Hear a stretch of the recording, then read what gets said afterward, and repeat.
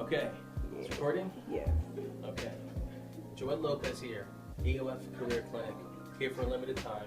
I'm helping out with, we're talking about phone calls and networking, and that's kind of hard to do. So I'm going to run through you real quick, three or four things you can do to like immediately cut the fear and the anxiety with networking and following up with someone. All right, so first thing is you want to do is find someone in your industry, in your field that you want to connect with. LinkedIn.com is a great place. A couple of quick Google searches, and you can find someone that you can reach out to that's in your field that you want to introduce yourself to and network. But you don't want to be a creeper, right? You got to give them a reason why you're reaching out to them. So first thing, once you find that person, let's say it's what was the person that you originally wanted to talk to? Yeah, so let's say you want to meet someone in homicide detective. I think she was like in charge of that whole division, I think. But whoever, put the title that you're in your field that you want to do. Find that person, find their contact info. A lot of times they are listed out there if you do some Googling. Two, if you can't find them on Google, that's where LinkedIn comes in. Two is type out in Word or in the Google Doc a template or a script. A template or a script where you write out the following. This is the email that you're going to use to reach out to that person, and this also might be used for your voicemail. When you call them and email them, they have no answer, leave them a voicemail, and this template can help with that voicemail as well. Because you want your first impression to be professional, have a good first impression.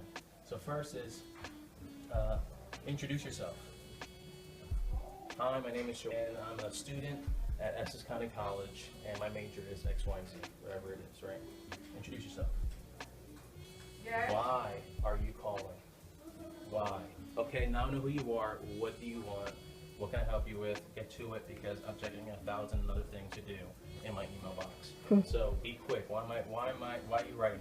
I'm writing you because I'm part of a career clinic program at my college, and part of the project is networking, and I wanted to reach out to you. Boom. That's why. What's the ask? What's the next step? Again, you have to be, if you want to network and start a relationship, just like with first dates, you don't ask them for their hand in marriage in the first date. That's kind of weird, right? So you want to start slow. You want to start with the easy thing to build a relationship. So the next thing is, listen, I read your bio, and I was impressed by your professional accomplishments. If you have access to the bio, read it, take 2 seconds, and then tell them you read it and you're impressed by it. Makes them feel good. Makes them say that you're more than just someone who's coming through when just saying anything, that you took time to research them. And because of your success or experience, I wanted to know if I can interview you briefly. Boom, that's the next step. All it takes, and then you describe the next step, or you describe what the next step is on the details. If interested, it can be a quick two or three question email interview where I send you questions and you can respond, or if it's easier for you to do it over the phone, we can call each other. I can also make myself available in person if you feel more comfortable that way and if you're willing. You give them options, and then give them contact details. Here's my contact. I'll be following up in the next couple of days or next couple of weeks, and if you're interested, I'd love to connect with you. Boom. That's it.